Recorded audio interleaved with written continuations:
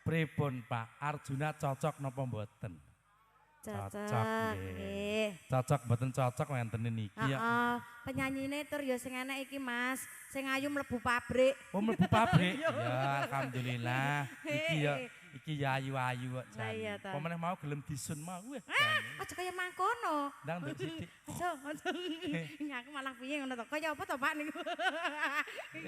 Jan penyanyi sanggul karo ngisor ndur renek bedane. Nyapa? Piye Mas? Ora sida. Ayo masukin. Adodoku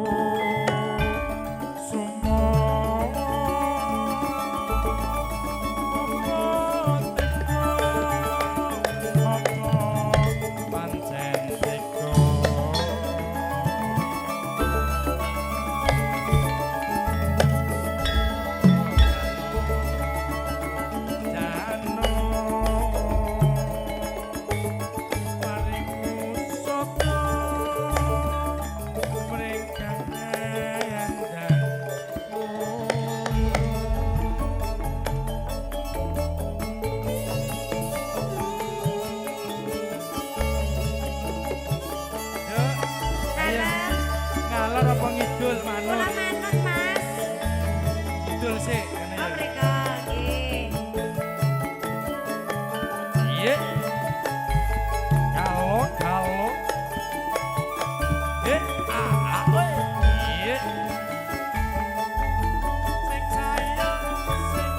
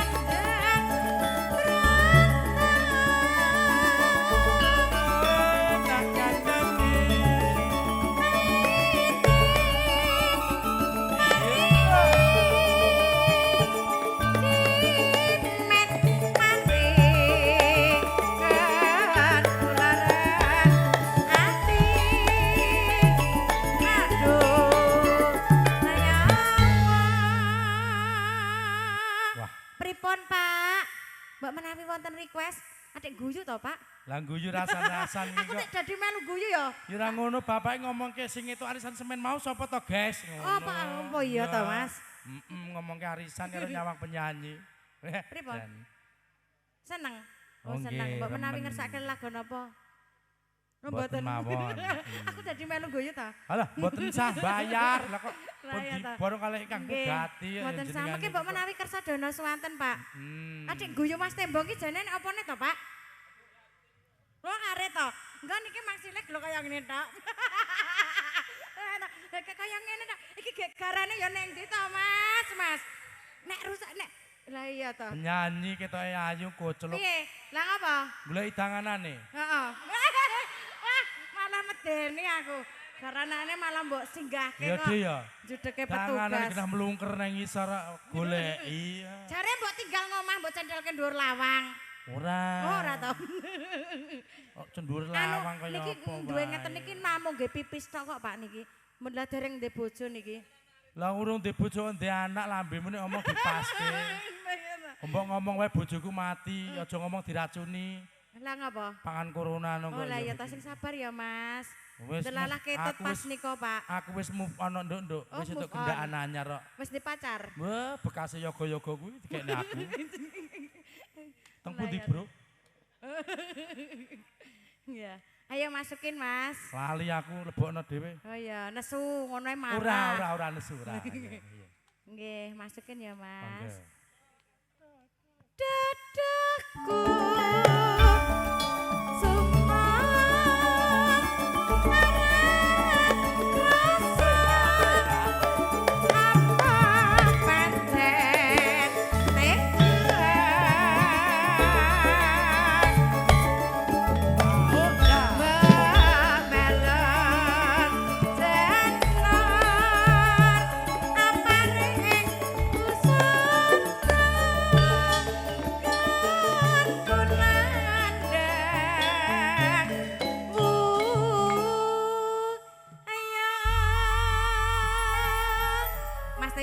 Dalem. Ketoke niki enten anu, yoga.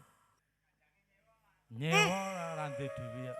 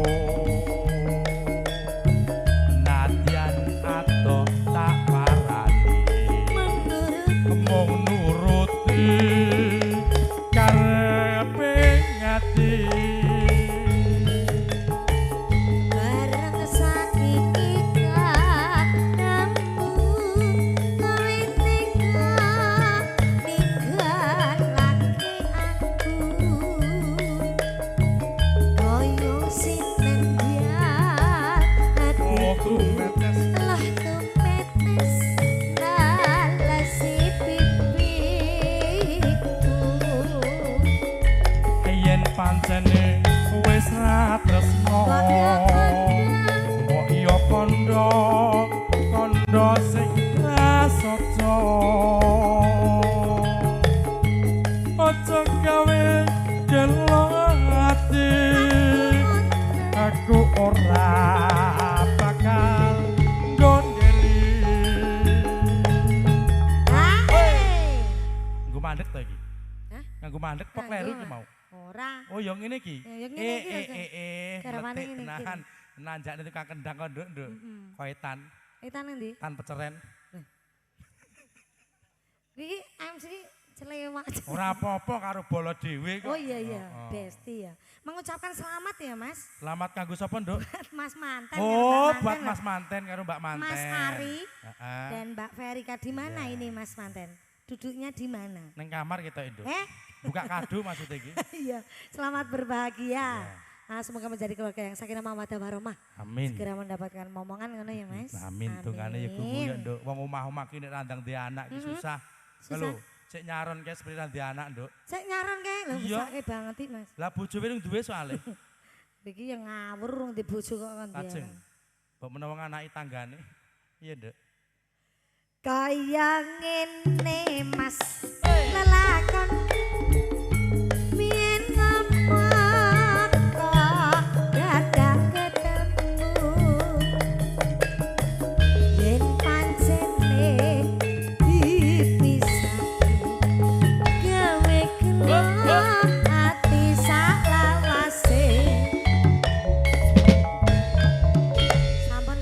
sampun katur gelo. Ya, Cok. Petis manis, Cok.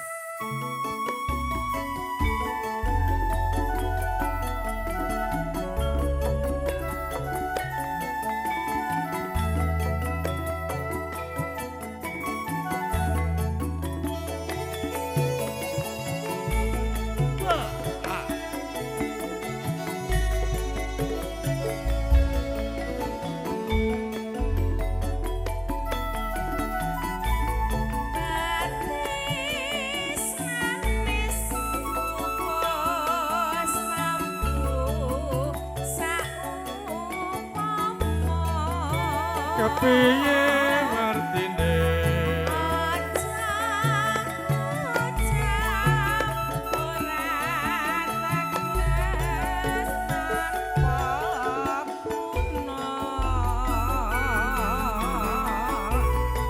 betis manis sarta laging saumpama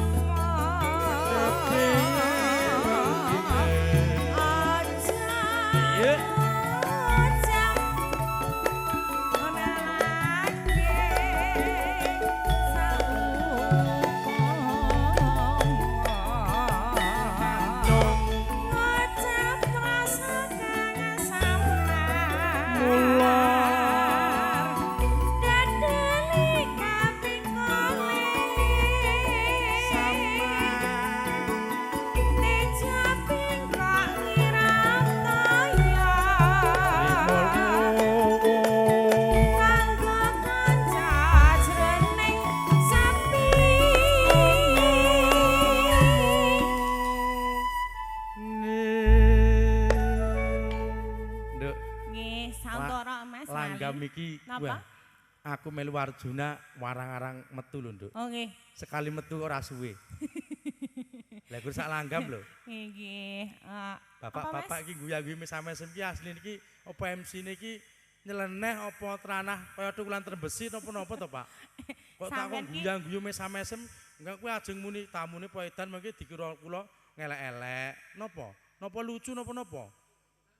Oh seneng. Seneng remen. Alhamdulillah nek seneng itu pasaran, Bro. Sok nerene jak anakne ya Be ya. Ngene musuh wong mendem ya wani lho Be kene Be. Ayo ya Nduk ya lajeng Nduk ya. Batis manis yen ngucap sing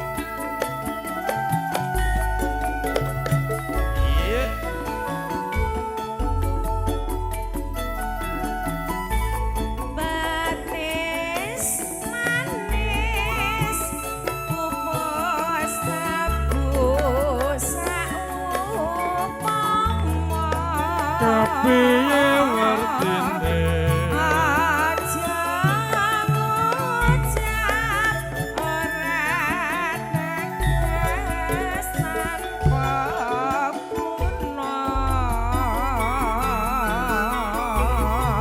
petis manis sarata laking saumpama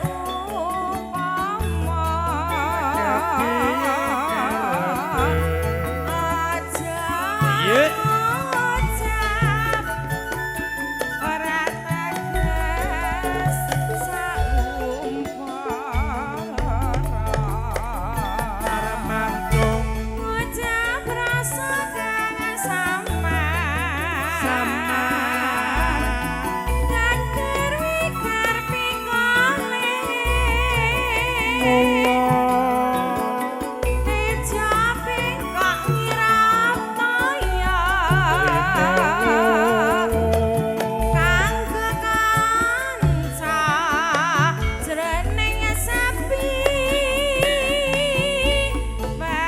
Batis manis yen ngucap sing ati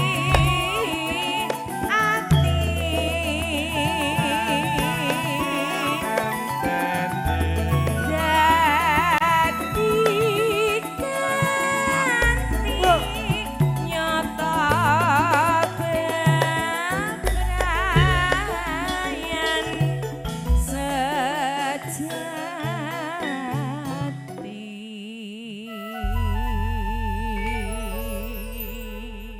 Ye, sampun matur sembahan nuwun Mas Nggih, Embong sampun katur